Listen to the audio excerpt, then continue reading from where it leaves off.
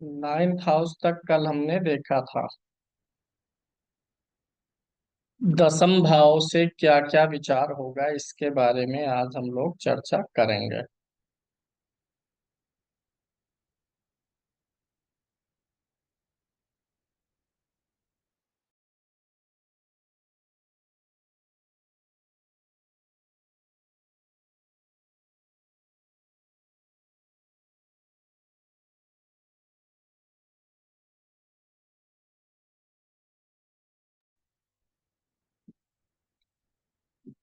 चलिए, दसम भाव से क्या विचार होगा इसकी चर्चा कर लेते हैं। नामे घर तक हो गया था। दसम भाव है मुख्य रूप से हमारा कर्म भाव। कल ही इसके बारे में कुछ आपको बताया गया था। कर्म भाव है, इससे हम व्यक्ति के रोजगार के विषय में भी देखते हैं कि क्योंकि कलयुग में कर्म का अर्थ ज्यादातर व्यवसाय के मामले में ही माना जाता है। तो दसम भाव कर्म भाव है, इससे व्यवसाय का विचार होगा। वो व्यवसाय क्या, रोजगार का। वह नौकरी के माध्यम से है, बिजनेस के माध्यम से, चाहे जैसा व्यवसाय के बारे में यहाँ से विचार कर सकते हैं। व्यवसाय की स्थिति जीवन में कैसी रहेगी। नाम, पद, प्रतिष्ठा, पोजीशन। एक व्यक्ति अपनी युवावस्था में जो कुछ पाना चाहता है, प्रसिद्धि, शोहरत, पद, पोजीशन, प्रभुत्व, ये सब इसी दसम भाव से देखा जाता है। मान सम्मान, यश, कीर्ति, ये सब दसम भाव से ही विचार किया जाएगा।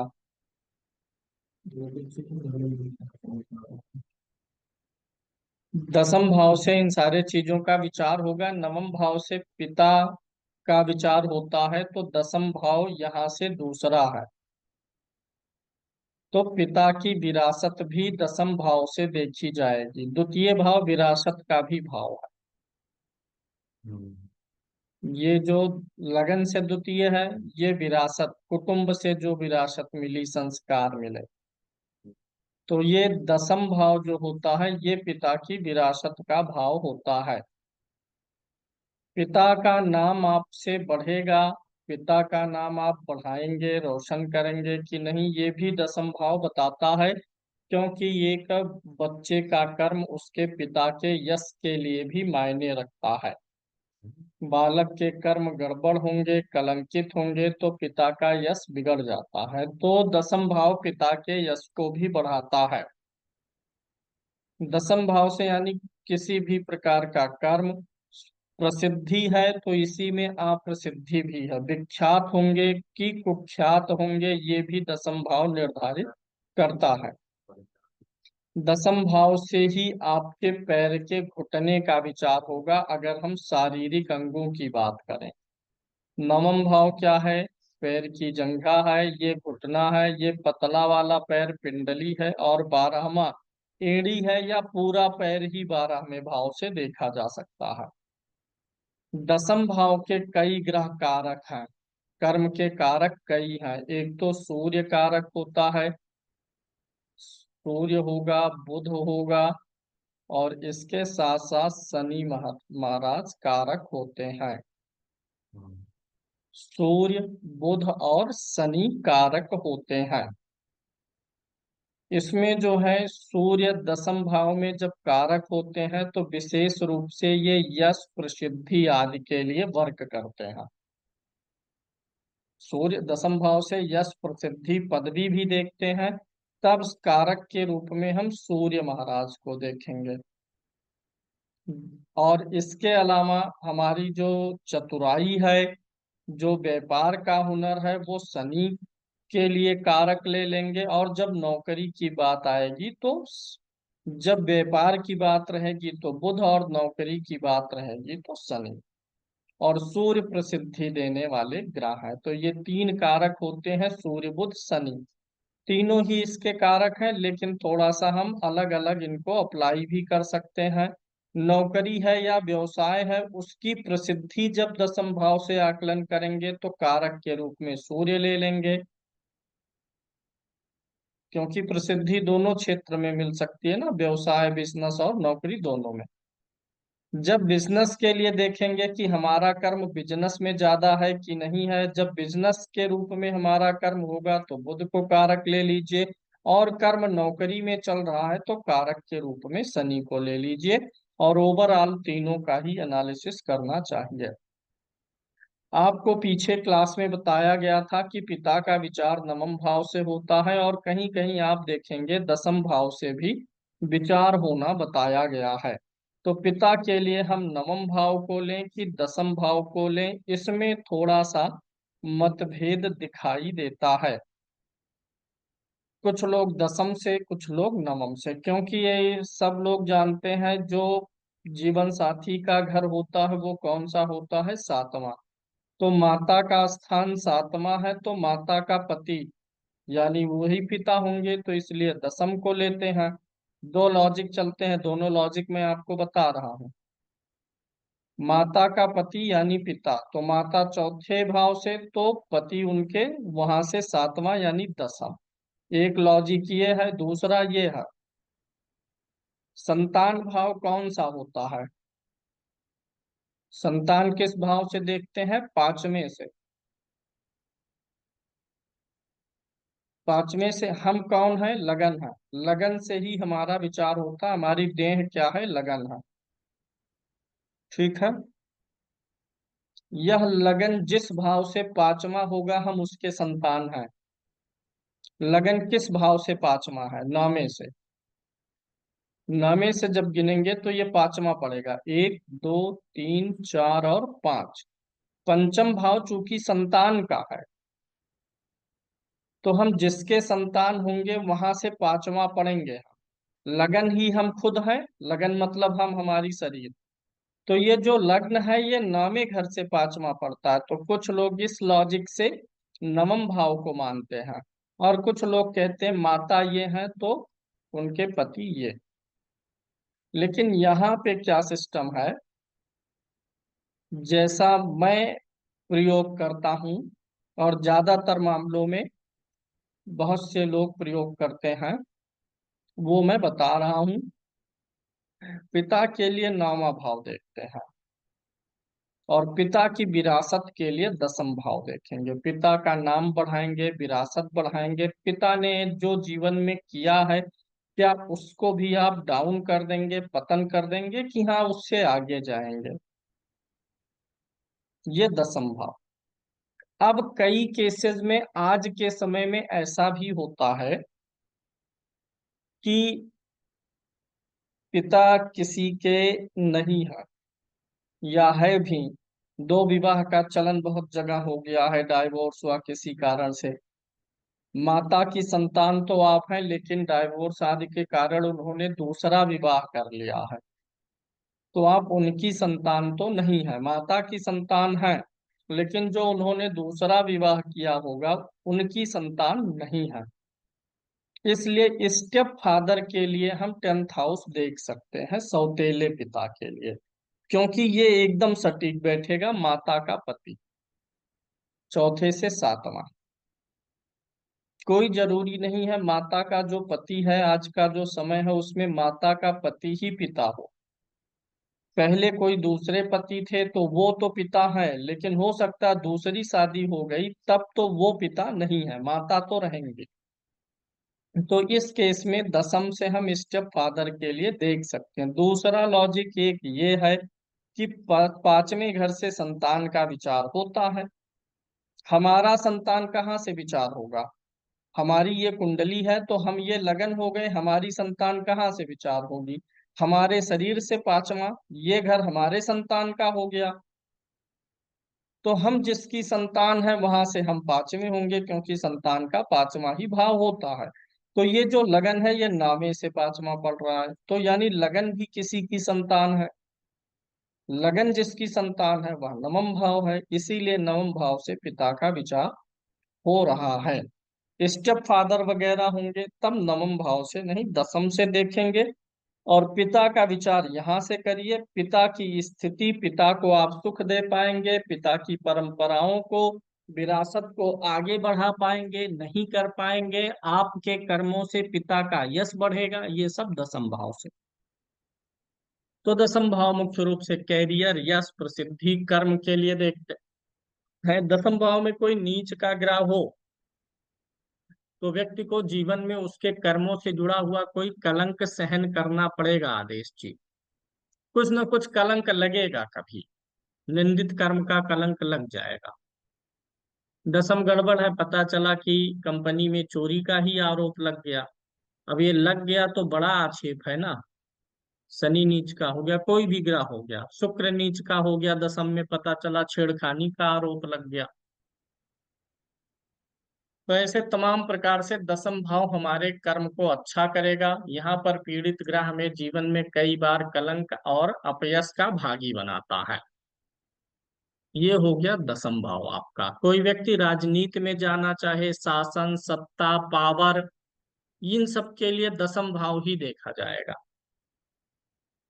शासन, सत्ता, पावर में, राजनीति में जाने के लिए, आईएएस, पीसीएस, बड़े पद को पाने के लिए दसम भाव की भूमिका हो जाती है। अब एकादश भाव पे चलें तो एकादश भाव से क्या विचार होगा। एकादश भाव से कुंडली में इसको लाभ भाव बोलते हैं, सब जानते हैं लाभ भाव। लाभ क्या है आनंद जी, लाभ क्या है? हम कुछ प्राप्त करना चाहते हैं, वही मिल गया तो उस वस्तु का हमें लाभ हो गया। आप चाह रहे हैं कि आपकी सैलरी 20,000 है, 22,000 हो जाए, बढ़ गया 2,000, तो वही लाभ है। 2,000 आप चाह रहे थे, बढ़ गया, इच्छा पूर्ति ही लाभ कहलाती है। तो इच्छाओं का भाव यही है, इच्छाओं की पूर्ति का भाव यही है। इच्छाएं पूरी होने पर हम उसे लाभ मान लेते हैं। तो 11th हाउस लाभ भाव है। अब देखिएगा, ये जो 11th हाउस है ये 10th से द्वितीय है। दसम भाव क्या है? कर्म। और द्वितीय भाव किस चीज का होता है? धन का। जब कुंडली रोटेट करेंगे, अगर हम इसको कर्म भाव को लगन मान लें, मतलब कर्म को ही पूरा एनालिसिस, किसी भी भाव को एनालिसिस करने के लिए हम उसे लगन मान लेते हैं भैया। ये छठा भाव किसका होता है? रोग, ऋण, शत्रु का। किसका? लगन से छठा है आपका। अगर आपको संतान के रोग, ऋण, शत्रु के बारे में जानना होगा तो पंचम भाव से छठे पर जाएंगे। संतान के धन को देखना होगा तो पंचम से द्वितीय देखेंगे, क्योंकि धन का भाव द्वितीय है, संतान का पंचम है। ऐसे दसम भाव क्या है? कर्म। और द्वितीय भाव क्या होता है? धन या पूंजी। तो कर्म करके आप क्या धन और पूंजी कमाएंगे? आपके कर्मों से आपको यश। भाई कर्म करेंगे तो उससे आपको जो मिलेगा वही पूंजी कहलाएगी। तो कर्मों से आपको क्या मिलने वाला है वो सब 11th हाउस बताता है। आपके किए गए कर्मों से क्या लाभ होने वाला है। वह लाभ अच्छा और बुरा दोनों हो सकता है। किसी को पत्थर फेंक के मार दिए, कर्म आपने कर दिया, अब वह व्यक्ति हो सकता है उतर के आपकी आरती उतारे, या नाक तोड़ दे, थाना पुलिस हो जाए। मतलब कर्म किए उसकी जो प्रतिक्रिया आती है, कर्म का जो फल निकल के आता है, वो 11th हाउस है। ये कर्म है और 11th क्या है? कर्म फल है। और कर्म फल ही बताता है कि हमें कैसा लाभ होने वाला है, किसी भी कर्म को करने के बाद क्या लाभ होगा। अच्छा लाभ मिलेगा कि बुरा मिलेगा, दोनों संभव है ना। तो ये 11th हाउस इच्छाओं का है, लाभ का है, कर्म फल का है। कर्म तो ये है, कर्म का फल ये है। इसके अलावा एकादश भाव से बड़े भाई का विचार होगा। तृतीय भाव से छोटा भाई है तो ठीक उसी के सामने ये बड़ा भाई हो जाता है। तो बड़े भाइयों का और मित्रों का भाव होता है एकादश भाव। कोई बड़े भाई के बारे में सवाल करे या मित्रों से कैसा रहेगा, इन सब के लिए आप एकादश भाव को देख सकते हैं। सभी प्रकार के सुख और आनंद की, भौतिक आनंद की प्राप्ति के लिए एकादश भाव जिम्मेदार होता है। घर, गाड़ी, वाहन, सुख साधन, वस्तुएं, नया कपड़ा मिल गया आपको, आभूषण मिल गया, जो जो जीवन के लिए चाहिए सब मिलता जा रहा है, ये 11th हाउस की भूमिका होती है। नौकर मिल गया, ड्राइवर मिल गया, इन सब के लिए 11th हाउस उत्तरदायी होता है। जीवन में जो छोटे छोटे हमारे सुख साधन को बढ़ाने वाली चीजें हैं, वो सब यहाँ से देखते हैं हम। नौकर चाकर का भाव यही होता है, छोटे भाई हो गए, मित्र हो गए। पंचम से सातवां है तो पुत्र वधु भी इसी से देखेंगे। पांचवें भाव से पुत्र, तो सप्तम से क्या हो जाएगा, पुत्र वधु हो जाएगा। और पैर का निचला हिस्सा भी यहीं से विचार किया जाता है। बृहस्पति इसका कारक होता है। एकादश भाव को क्रूर भाव में रखा जाता है, शास्त्रों में लिखा गया है, याद रखिएगा आप लोग भी, तीसरा, छठा, 3, 6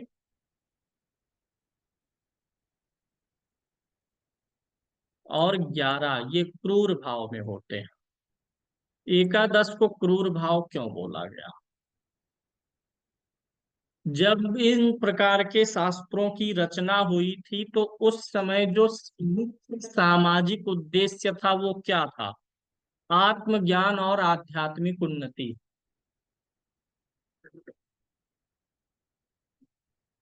जिस समय शास्त्र लिखा गया था उस समय इन शास्त्रों का मुख्य उद्देश्य आत्मज्ञान और आध्यात्मिक उन्नति होता था। अलग अलग युगों में क्या है, अलग अलग चीजों का महत्व होता है। कलयुग में जो है अर्थ का महत्व अधिक है। और जब ये शास्त्र लिखा गया था उस समय अर्थ का महत्व अधिक नहीं था, धन का महत्व उतना अधिक नहीं था, आध्यात्मिक महत्व अधिक था। तो इसलिए एकादश भाव से क्या विचार होता है, इच्छाएं आती हैं। और आप ध्यान दीजिएगा, इच्छाएं हमेशा व्यक्ति को बांधती हैं, इच्छाएं व्यक्ति को हमेशा कष्ट पहुंचाती हैं। आध्यात्मिक उन्नति के लिए और सुखी शांतिपूर्ण जीवन के लिए इच्छाओं पे नियंत्रण जरूरी है। इच्छाएं बढ़ेंगी तो आपाधापी व्यस्तता और चैन सुकून क्या हो जाता है, कम हो जाता है। तो प्राचीन काल में एकादश भाव का पीड़ित होना अच्छा माना जाता था, कि इच्छाएं जब एकादश पीड़ित होगा तो व्यक्ति की इच्छाएं कम रहेंगी, या व्यक्ति की इच्छाएं जब नहीं पूरी होंगी तो व्यक्ति शांति से बैठेगा और ध्यान करेगा। इसलिए पहले के समय में एकादश भाव का पीड़ित होना अच्छा माना जाता था, क्योंकि तब इच्छाओं को मारना, किल करना, नियंत्रित करना अच्छा माना जाता। और जिसको भौतिक विकास चाहिए उसके लिए एकादश भाव अच्छा होगा, तो इच्छाएं बढ़ेंगी। इच्छाएं बढ़ती कैसे हैं, डिजायर्स जो है ये इंक्रीज कैसे होती हैं, इसका कॉन्सेप्ट है प्रकृति में। पहले छोटी चीज की इच्छा होती है, जब उसकी पूर्ति होती है तो उससे बड़ी इच्छा, जब उसकी पूर्ति होती है तो फिर अगली इच्छा जन्म लेती है। इच्छाएं भी स्टेप बाय स्टेप चलती हैं। कोई भी व्यक्ति पहले विवाह करना चाहेगा, फिर उसके बाद संतान की कामना करेगा, फिर उसके बाद सोचेगा संतान बहुत सफल हो जाए, आईएएस हो जाता तो मैं मोक्ष जो है घुमा करके ताव दे के अपने मित्रों के बीच में जाता है। एक इच्छाओं के बाद दूसरी इच्छाएं प्रबल होती जाती हैं। तो प्राचीन काल में क्या था कि जब 11th कमजोर होगा, इच्छा नहीं पूरी होगी, शुरुआत में ही इच्छाएं नहीं पूरी होंगी, तो व्यक्ति आगे इच्छा ही नहीं करेगा। व्यक्ति ढूंढ रहा है पूरी खाने के लिए, पनीर खाने के लिए, पराठा खाने के लिए, और उसको कंदमूल फल नसीब हो रहा है। इच्छाएं नहीं पूरी होंगी जब, तो व्यक्ति इच्छाएं ना पूरी होने पर धीरे धीरे संतोष करने लग जाता है। और इच्छाएं पूरी होने पर इच्छाएं आकार लेती हैं, संतोष नहीं रहता। तो इसीलिए अगर किसी की कुंडली में एकादश भाव पीड़ित होता है ना, तो ऐसे लोग आध्यात्मिकता की तरफ भी बढ़ते हैं। इसलिए नहीं बढ़ते हैं कि वो बड़े आध्यात्मिक और आत्मज्ञान प्राप्त करने वाले हैं, इसलिए क्योंकि उनका भौतिक जीवन दुखी है। बहुत बार आप देखेंगे ना कि कुछ लोग संसार के दुख से, जिम्मेदारियों से दुखी होकर के इच्छाओं के पूरा ना होने पर वैराग्य को धारण करना चाहते हैं। बहुत हाथ पांव पटके प्रयास किए, नहीं मिली, भौतिक उन्नति नहीं हुई, भोग विलास नहीं मिला, वासना की तृप्ति नहीं हुई, तब हटते हैं कि अब तो भैया कुछ नहीं है संसार में, राम राम करो। राम से प्रेम के कारण से राम की तरफ नहीं बढ़े हैं, संसार का दुख देख करके बढ़े हैं, तो वह प्रेम ज्यादा दिन तक टिकेगा नहीं राजेश जी। क्योंकि वो दुख के कारण से, संसार में दुखी होने के नाते कुछ दिल के टुकड़े हो गए, दिल टूट गया, दिल के अरमा आंसुओं में बह गए। युवाओं के लिए बोल रहा हूँ जिनका शादी विवाह नहीं हुआ होगा, कहीं प्रेम प्रसंग वगैरह होगा, जब दिल टूटता होगा तब आता होगा, अपने तो राम है इस संसार में, सब धोखा देने वाले हैं। दिल टूटा है ना, तो राम भरोसे अब जो है भक्ति जगेगी, भगवान की तरफ पढ़ेंगे। तो वहां पर ऐसा नहीं है कि भगवान से प्रेम हो गया तब जा रहे हैं, दिल टूटने के कारण से जा रहे हैं। तो थोड़े दिन बाद माया का प्रभाव होगा, चीजें दिमाग से भूल जाएंगी, तो फिर राम का मार्ग भूल जाएगा, फिर उसी भोग वासना की तरफ मन फिर दौड़ेगा। तो ये एकादश भाव कमजोर होने पर बार बार इच्छाएं किल होती हैं। तो आज के समय में एकादश भाव अच्छा होना आपके भौतिक उन्नति को बढ़ाएगा, आकांक्षाओं मनोकामनाओं को पूरा करेगा। जो आप समाज में दिखावा जो चलता है वो सारी चीजें आपको प्राप्त होंगी। तो ये एकादश भाव की महिमा हुई। द्वादश भाव से क्या विचार होगा? द्वादश भाव से, अच्छा, इसका कारक बृहस्पति है, क्योंकि यहाँ पर बृहस्पति को इसलिए लिया गया दोनों अर्थों में। अगर इच्छाएं पूरी होंगी तो भोग विलास मिलेगा, और इच्छाएं पूरी कैसे होती हैं? धन चाहिए उसमें, तो धन का कारक कौन है? गुरु है। इच्छाएं पूरी होने के लिए भी गुरु, धन चाहिए तो धन का कारक बृहस्पति है, वो धन देगा। इच्छाएं नहीं पूरी हुई तो मन में थोड़ा ज्ञान जगेगा, वैराग्य आएगा, आध्यात्म की तरफ मुड़ेंगे, तो उसका भी कारक बृहस्पति ही है। तो दोनों तरफ बृहस्पति मोड़ सकता है। भाव जब कोई भी कुंडली का बैलेंस होता है ना, तो फल बैलेंस मिलता है, अच्छा मिलता है। एक अच्छा एकादश भाव क्या करेगा?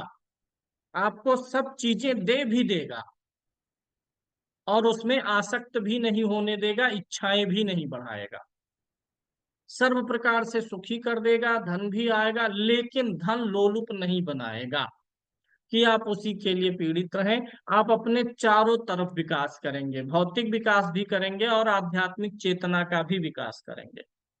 कोई भी भाव अगर कुंडली का अच्छा होता है तो एक गृहस्थ के लिए सबसे आइडियल कंडीशन है, उसको भौतिकता भी मिल जाती है, और इतनी अधिक भी नहीं होगा कि चिंतन ही बिगड़ जाए। 12वां भाव बोलते हैं व्यय का, यह लास्ट भाव है, आखिरी भाव। अब अगर यहाँ पर समझना चाहें तो जीवन की यात्रा शुरू कहाँ से हो रही है? यहाँ से। दिस इज द बिगिनिंग, यहाँ पर हम आ गए, ये हम हो गए। यहाँ से यात्रा बढ़ी, यहाँ दूसरा भाव, तीसरा, चौथा, पांचवा, छठा, सातवां, आठवां, नौवां, 10वां, 11वां, 12वां, यहाँ पर पहुंच गए तो ये आखिरी पड़ाव हो गया। ये एक रास्ता है, कुंडली एक मैप होती है। तो ये जो 12वां घर है ये कहाँ पड़ रहा है? सबसे आखिरी में पड़ रहा है, यानी आखिरी पड़ाव है ये। जीवन के किसी भी चीज का अंत, जीवन का ही अंत नहीं, किसी भी चीज का अंत, उसी को व्यय बोलते हैं। जिंदगी में कब कौन सी चीज आपके खत्म होगी, व्यय होगी, वो सब 12वें भाव से आप विचार कर सकते हैं। कोई सुख आपके जीवन में चल रहा है, वह कब खत्म हो जाएगा, इसका भी विचार करेंगे। रोग कब व्यय हो जाएगा, रोग कब खत्म हो जाएगा, इसका भी विचार यहीं से होगा। सेहत का व्यय कब होगा, इसका भी विचार करेंगे। देह का, शरीर का व्यय कब होगा। कुछ भी जो हमारे जीवन से खत्म हो रहा होगा, यहां से विचार करेंगे। किसी भी चीज का अंत, नौकरी खत्म हुई, 12वें भाव की भूमिका। एक बिजनेस खत्म हुआ, नया शुरू करना चाह रहे हैं, तो जो खत्म हो रहा उसके लिए 12वां भाव। प्रोजेक्ट खत्म हुआ, 12वां भाव। व्यय का अर्थ सीधा सा है खत्म होना, आपके नियंत्रण से वह चीज चली जाना। तो 12वां भाव व्यय का हो गया, किसी भी चीज का अंत हो गया। 12वें भाव से आप खर्चे को देखेंगे, व्यय को देखेंगे। 12वां भाव हॉस्पिटल का भी होता है, जेल का भी होता है। आजादी का व्यय करेगा, हॉस्पिटल स्वास्थ्य का व्यय करेगा। 12वां भाव मोक्ष भी होता है, यानी शरीर का व्यय हो गया तो अंत ही हो गया, शरीर मोक्ष हो गई, आत्मा ने शरीर को छोड़ दिया। तो 12वां भाव व्यय सभी प्रकार का, हॉस्पिटल हो गया, जेल हो गया। इसके अलावा यह लगन से सबसे ज्यादा दूर है, तो नोट करिएगा, सबसे ज्यादा सवाल भी आते हैं। ये विदेश का भी भाव यही है, 12वां भाव ही विदेश का भाव है।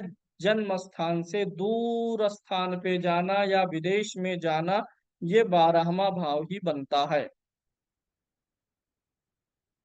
मृत्यु के बाद स्वर्ग जाएंगे, नरक जाएंगे, ये इसकी भी स्थिति को ये बताता है। 12वां भाव शयन सुख है, नींद का है, शयन है, नींद है। 7वां घर तो आपके पत्नी का है, दाम्पत्य का है। आपके और आपके पत्नी के बीच जो है, एक स्त्री पुरुष के बीच जो रोमांस होता है, वह भी 12वां भाव होता है, क्योंकि शयन कक्ष यही है, बेडरूम यही है। तो पति और पत्नी के बीच जो एक आपसी आकर्षण है, उसके लिए भी इस भाव को देखेंगे। दान वगैरह, दान से, क्योंकि ये व्यय है, तो व्यय में, दान में भी व्यय किया जाता है। किसी चीज को बिना कुछ पाए किसी को दे देना ही दान कहलाता है। तो दानशीलता, टैक्स, टैक्स भी व्यय है। किसी भी प्रकार का टैक्स भरना 12वें भाव से।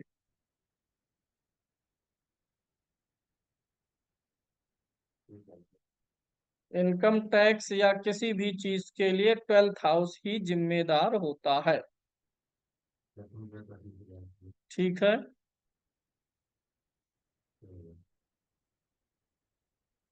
ये सब 12वें भाव से विचार होगा। अब एक विशेष चीज पर आ जाइए। कुंडली में कुल कितने घर हैं? 12। अब यहाँ पे मैं राशियों को भी लिख दे रहा हूं, ठीक। कहाँ से सारी कुंडली शुरू होती है? मेष राशि से। 1, 2, 3,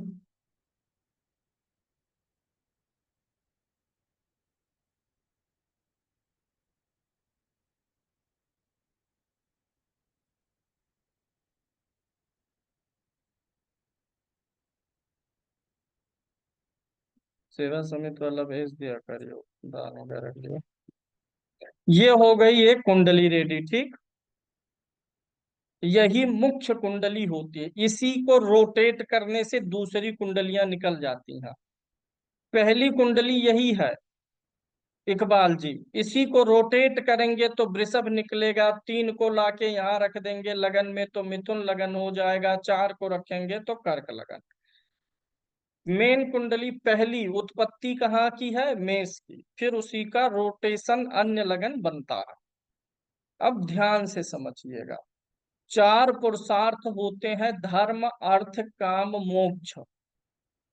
ये जो पहला भाव होता है और जो पहली राशि होती है, ये धर्म में आती है।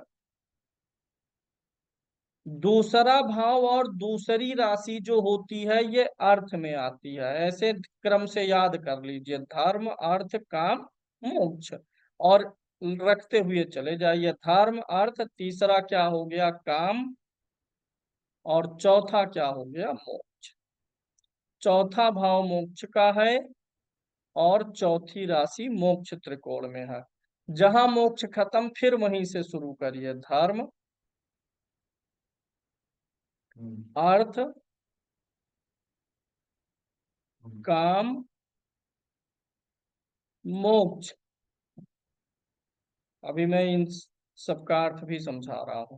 नवम भाव क्या हो जाएगा, धर्म, दसम क्या हो गया अर्थ, एकादश क्या हो गया काम, और फिर बारहवा क्या हो गया मोक्ष। अब आप देखेंगे तो 3 बार धर्म आएगा, 3 बार अर्थ आएगा, 3 बार काम, 3 बार मोक्ष, और हर एक एक दूसरे से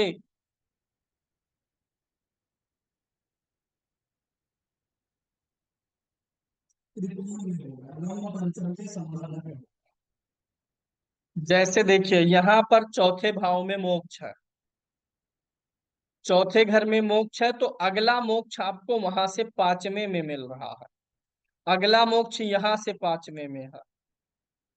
इस मोक्ष से आठवें वाले मोक्ष से चौथे का मोक्ष गिनेंगे तो नौवां पड़ेगा। नवम पंचम के संबंध को ही त्रिकोण कहते हैं, पहले बता दिया हूं। अब अर्थ को देखिए, ये जो अर्थ है द्वितीय भाव में, इससे अगला अर्थ पांचवें भाव में पड़ेगा, 1 2 3 4 5, और यहां से गिनेंगे तो नौवां। इसको इसीलिए त्रिकोण बोला जाता है क्योंकि ये एक दूसरे से त्रिकोण में पड़ते हैं।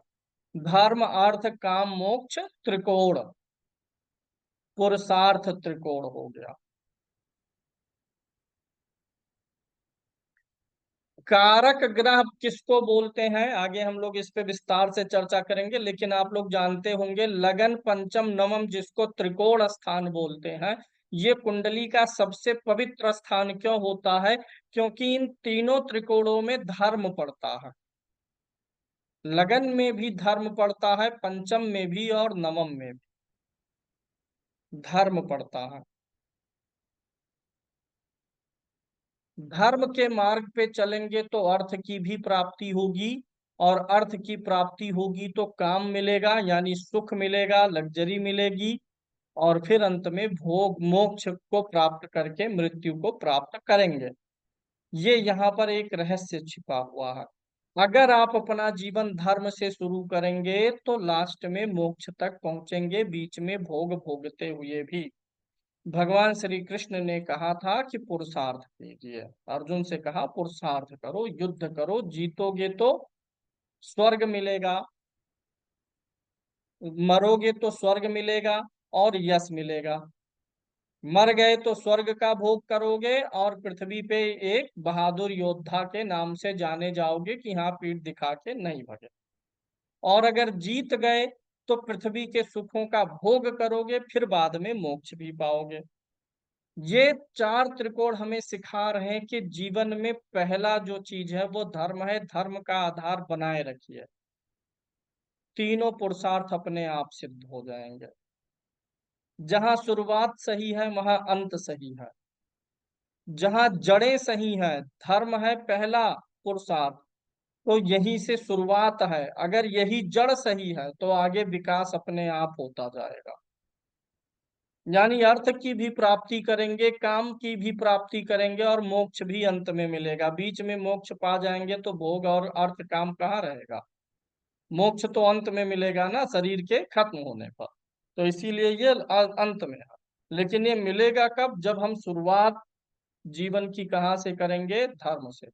जीवन में धर्म की स्थापना करेंगे तो चारों पुरुषार्थ अपने आप सिद्ध होगा। अब देखिए ध्यान से समझिए, तीन तीन त्रिकोण हो गए। इसमें जो अर्थ त्रिकोण होता है ये हमें वैभव प्रदान करता है, धनी बनाता है। धर्म त्रिकोण क्या है, ये हमें सन्मार्ग पे रखता है। काम त्रिकोण हमें भोगी बनाता है और मेहनत लेता है। और मोक्ष त्रिकोण हमें क्या करता है? स्वतंत्र करता है। धर्म त्रिकोण क्या मांगता है? कि आचरण हमारा जो हो वह धर्म के अनुरूप हो, हम अपने जिम्मेदारी और ड्यूटीज को पूरा करें, वही हमारा धर्म है। धर्म त्रिकोण बताता है कि आप धर्म के मार्ग पर चलो।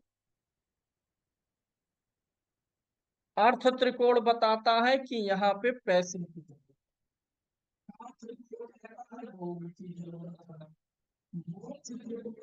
है कि यहाँ पर डिटैचमेंट जरूरी है, क्योंकि आपको और तीन चीजें पहले मिल चुकी हैं। अब लास्ट में आपको मोक्ष चाहिए। मोक्ष कब मिलता है? जब हम अलग हो जाते हैं, डिटैच होते हैं। तो यहाँ पर मोक्ष का अर्थ समझिएगा, अलगाव है, विरक्ति है। एक होता है राग, अनुराग, किसी चीज में प्रेम हो जाना, लिप्त हो जाना, उसी का अपोजिट है मोक्ष। तो मोक्ष त्रिकोण की राशि जहां कुंडली में पड़ेगी, मोक्ष मतलब 4 नंबर की राशि, 8 नंबर, 12 नंबर की राशि कुंडली में जहां कहीं भी पड़ेगा, उन भावों से जुड़े हुए नात, रिश्ते और फलों में आपको डिटैच होना पड़ेगा, निष्काम होना पड़ेगा।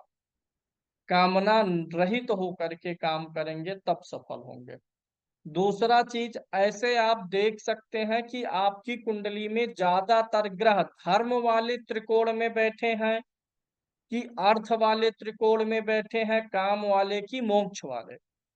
अगर आपकी कुंडली में मोक्ष त्रिकोण में ज्यादातर ग्रह हैं, 9 प्लानेट में से मेजॉरिटी 4 प्लानेट आ गए, एक साथ 3 आ गए, अलग अलग भाव में ही क्यों ना हो, मोक्ष त्रिकोण के भाव या मोक्ष त्रिकोण की राशियों में ज्यादा ग्रह हैं, तो आप जीवन में तब तक परेशान रहेंगे जब तक आप जीवन में कामना करेंगे।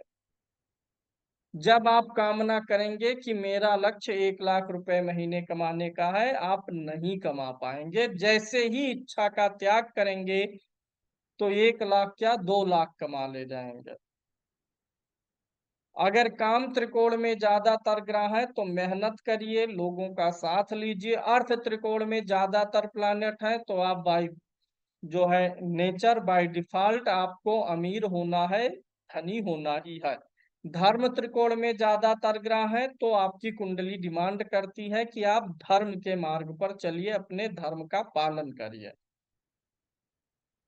हालांकि इस पे अलग से चर्चा होगी, आज सिर्फ इंट्रोडक्शन देना था कि ये पहला धर्म त्रिकोण होगा और पहली राशि धर्म त्रिकोण होगी। यह हमेशा लगन धर्म त्रिकोण में आएगा।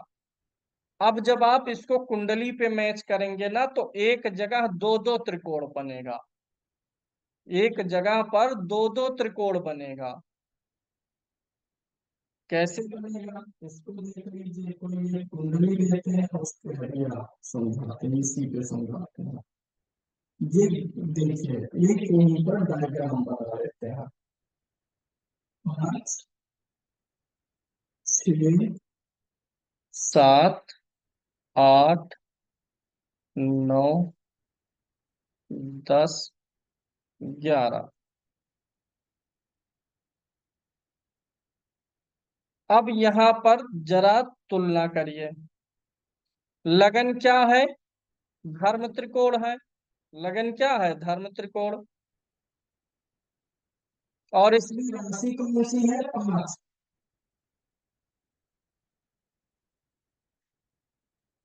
दिखाई नहीं दे रहा है कि सुनाई नहीं दे रहा?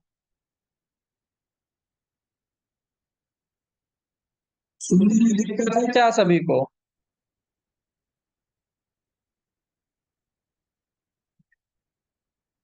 आवाज नहीं जा रही है? अब आ गई।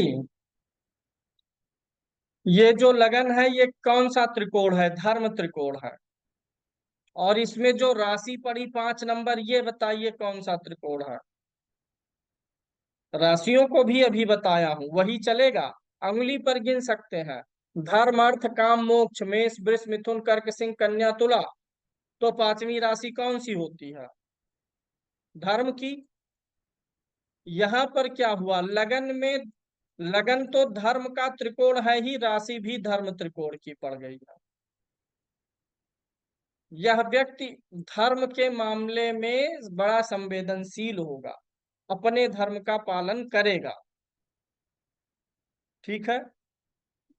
अब मैं जो कहना चाह रहा हूं उसको समझिए। भाव का जो नेचर है धर्म अर्थ काम मोक्ष का, अगर उसी नेचर की राशि भी वहां पड़ जाती है तो उस भाव का जो कार्यशैली है वह संतुलित हो जाता है।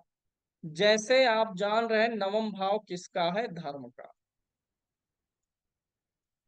और मान लीजिए यहाँ पर 3 नंबर की गिनती है, मिथुन राशि है। भाव का जो नेचर क्या है, धर्म, और 3 नंबर मतलब क्या है, काम। 3 नंबर मतलब काम। अब इस भाव में काम और धर्म, भाव तो धर्म का है और राशि किसकी मिली है, स्वामी कौन हुआ है, काम हुआ है। अब यहाँ पर फल में थोड़ा सा गड़बड़ी होगा, क्योंकि दोनों का नेचर थोड़ा अलग है। कॉम्बिनेशन कब बेहतर होता है, अर्थ का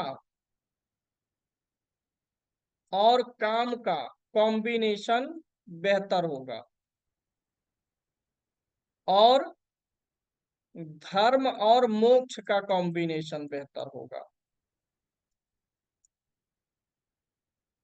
यानी धर्म त्रिकोण वाले भावों में धर्म त्रिकोण की राशियां और मोक्ष त्रिकोण की राशियां भाव को संतुलित करेंगी। कहीं अर्थ त्रिकोण है, दूसरा भाव क्या है, अर्थ त्रिकोण है, और इसमें 6 नंबर की गिनती भी पड़ी है, और ये भी अर्थ त्रिकोण है। तो ये इस भाव के लिए अच्छा हो गया। ठीक। यहाँ पर जो मूल मुद्दा बनता है, मान लीजिए किसी भाव में, इसमें दो चीजें ऐसी हैं जो भौतिकता को बढ़ाती हैं और दो जो है शांत रखती हैं। धर्म और मोक्ष जो है ये भौतिक विकास के लिए मायने नहीं रखता है, इनको भौतिक विकास नहीं चाहिए। आचरण चाहिए, नियम चाहिए, धर्म चाहिए, ड्यूटी चाहिए। और भौतिक विकास के लिए दो कौन से हैं, अर्थ और काम।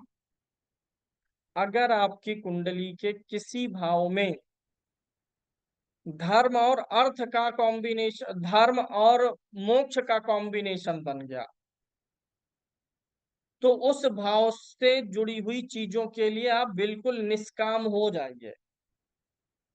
अगर आपके ज्यादातर ग्रह धर्म त्रिकोण में है या मोक्ष त्रिकोण में है, या दोनों को मिला के देख लीजिए, ज्यादातर ग्रह मोक्ष में है कि धर्म में है, तो जीवन में निष्काम होके कर्म करके आप सफल होंगे। जितनी कामनाओं से युक्त होंगे उतना ही दुख झेलेंगे, कहेंगे ये दुख काहे खत्म नहीं होता। प्रयास करेंगे, असफलता ही मिलेगी अगर मोक्ष त्रिकोण हावी है। इस पे अलग से हमारी क्लास रहेगी। फिलहाल आपको ये जानना कौन से भाव धर्म अर्थ काम मोक्ष है, और कौन सी राशियां धर्म अर्थ काम मोक्ष त्रिकोण में आती हैं। मुख्य विषय तो यही था। इस पे अलग से क्लास है इसके फलादेश के लिए, वो हम लोग आगे सीखेंगे। अब हमारा 12 भावों से खत्म हो गया कि किस भाव से क्या विचार होगा, 9 ग्रहों से खत्म हो गया। राशियों पे हम चर्चा करेंगे। राशियों वाला कार्यक्रम तो एक दिन में खत्म हो जाएगा, एक क्लास में। अभी कुछ चीजें मैं लिखा देता हूँ, इसको भी आपको तैयार करना है।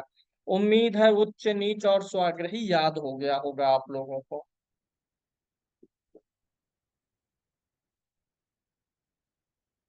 अब थोड़ा सा मैं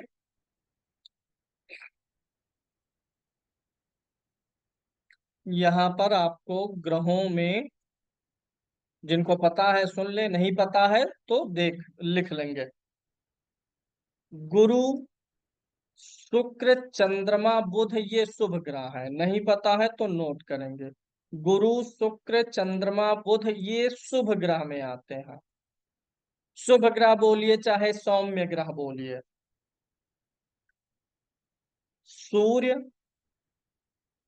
मंगल, शनि, राहु केतु ये क्रूर ग्रह में आते हैं या पाप ग्रह बोलते हैं, ये आपको याद होना चाहिए। इसमें जो सूर्य है ये माइल्ड क्रूर है, मतलब इसकी क्रूरता अलग प्रकार की है। ये अत्यधिक क्रूर नहीं है, ये अनुशासन की डिमांड करता है। मंगल सतर्कता की डिमांड करता है, मंगल सेनापति है, सेनापति मतलब सतर्क रहो। सूर्य जिस भाव में रहेगा उस भाव से जुड़ा अनुशासन मांगेगा, जिस भाव को देखेगा उससे जुड़ा अनुशासन मांगेगा। आप चाहे देख लीजिए, दसम भाव में होगा तो आप अपने काम काज को लेकर के ज्यादा अनुशासित रहेंगे और दूसरों से भी उम्मीद करेंगे। पंचम में होगा तो आप चाहेंगे आपका संतान बहुत अनुशासित रहे, मतलब जिस भाव में सूर्य होता है उस भाव से जुड़ी महत्वाकांक्षाएं बढ़ती हैं। मंगल जो होता है जिस भाव में, उस भाव से जुड़ी हुई सतर्कता बढ़ाता है। शनि जिस भाव में होता है उस भाव से जुड़ा हुआ मेहनत बढ़ाता है। राहु जिस भाव में होता है उस भाव से जुड़ा हुआ भ्रम बढ़ाता है, भ्रम डिस्प्यूट बढ़ाता है। केतु जिस भाव में होता है उस भाव से विच्छेद कराता है। ये अलग अलग कैटेगरी क्रूर तो है, लेकिन फल देने का तरीका अलग है, इस पे हम आगे चर्चा करेंगे। फिलहाल आपको ये याद हो, ये शुभ ग्रह है, ये क्रूर ग्रह है। अब आ जाइए दूसरे चीज पे जिसे याद करना है, ग्रहों की मित्रता और शत्रुता। बहुत आसान सा सूत्र है। देखिए, ये जो गुरु है, चंद्रमा है, मंगल है, सूर्य है, ये परस्पर मित्र है। जनरली आप याद कर सकते हैं, दो ग्रुप बना लीजिए। गुरु चंद्रमा मंगल और सूर्य को परस्पर मित्र मानना है। बुध, शुक्र, शनि और राहु, इनको परस्पर मित्र मानना है। चार ग्रह इसमें, चार इसमें। केतु तटस्थ है, मोक्ष का कारक है, इसलिए ये हमेशा तटस्थ रहता है, अलग रहता है। ना इनसे दुश्मनी ना इनसे दोस्ती। गुरु चंद्रमा मंगल सूर्य ये परस्पर मित्र होंगे। गुरु और चंद्रमा साथ में बैठे हैं कुंडली में तो क्या कहेंगे कि दो मित्र ग्रह बैठे हैं। चंद्रमा मंगल बैठा है तो दो मित्र ग्रह। चंद्रमा सूर्य बैठा है, मंगल सूर्य बैठा है, गुरु सूर्य बैठा है तो दो मित्र ग्रह। ये एक दूसरे की राशि में है तो मित्र की राशि में है। बुध शुक्र शनि राहु एक साथ है तो मित्र के साथ है, एक दूसरे की राशि में है तो मित्र की राशि में है। केतु न्यूट्रल है, न्यूट्रल होने में परिस्थिति अनुसार डिसीजन होता है। केतु किस ग्रह के साथ बैठ गया है, क्या कंडीशन है, उस हिसाब से देखेंगे। यानी केतु न्यूट्रल है, ये किसी से के साथ कोई दुश्मनी पर्सनली नहीं रखता है, रिएक्ट करता है किसी के साथ। बुध के साथ अलग प्रकार से रिएक्ट करेगा, शुक्र के साथ अलग प्रकार से, शनि के साथ अलग, गुरु चंद्रमा के साथ अलग अलग प्रकार से रिएक्ट करेगा। या आपको पीडीएफ भेजा गया है मित्रता शत्रुता का, तो वहां से देख लीजिएगा, वहां पर थोड़ा अलग आएगा, डिफर आएगा। वहां पे सम का भी कॉन्सेप्ट दिया गया है कि ये सम राशि में है, मित्र शत्रु और सम राशि है। तो फिलहाल सम राशि मतलब वही न्यूट्रल होता है। लेकिन अगर बाई नेचर देखेंगे, उन चीजों को हम मित्र मान लेते हैं जहां पर दो लोगों का नेचर मिले।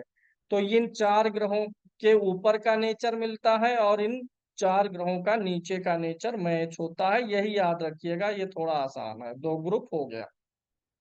अब आ जाइए, सूर्य और चंद्रमा एक राशि के स्वामी हैं। सूर्य 5, चंद्रमा 4, कर्क राशि का, याद है सबको। शुक्र किन राशि का स्वामी है, वृषभ और तुला। मंगल मेष और वृश्चिक, गिनती में बोले तो 1 और 8। कल की क्लास में मैं किसी से भी ये पूछूंगा, क्योंकि अब हम आगे बढ़ रहे हैं, अब हमको इन सब चीजों की जरूरत पड़ने वाली है। उच्च नीच स्वाग्रही और मूल त्रिकोण होता है इसी प्रकार से, इसको भी याद कर लिया जाए। कल मैं थोड़ा इस पे आपको बताऊंगा, ठीक है। और राशियों पे बोलूंगा, फिर परसों से धीरे धीरे प्रिडिक्शन की तरफ चलेंगे। एक चीज बताइए, भाव में बैठे हुए ग्रह को क्या बोलते हैं? बताया था, पढ़ाया था उस दिन। भाव में बैठे हुए ग्रह को क्या बोलते हैं? भावस्थ। भाव के स्वामी को क्या बोलते हैं? भावेश। कोई ग्रह किसी भाव में बैठा है तो इसका मतलब यह नहीं है कि वह ग्रह उस भाव का स्वामी हो भी सकता है नैना जी, नहीं भी हो सकता है। अपनी राशि में बैठा है तो वही ग्रह भावस्थ भी है और भावेश भी है। ग्रह भाव भाव में बैठा है लेकिन अपनी राशि में नहीं है तो भावेश नहीं है, सिर्फ भावस्थ है। और फिर ग्रहों की दृष्टि वगैरह पे चलेंगे, फलित पे ग्रहों की दृष्टि पे चलेंगे। अब आज इतना ही रहेगा, कल फिर मिलेंगे। जाइए भोजन भोजन करिए। धन्यवाद।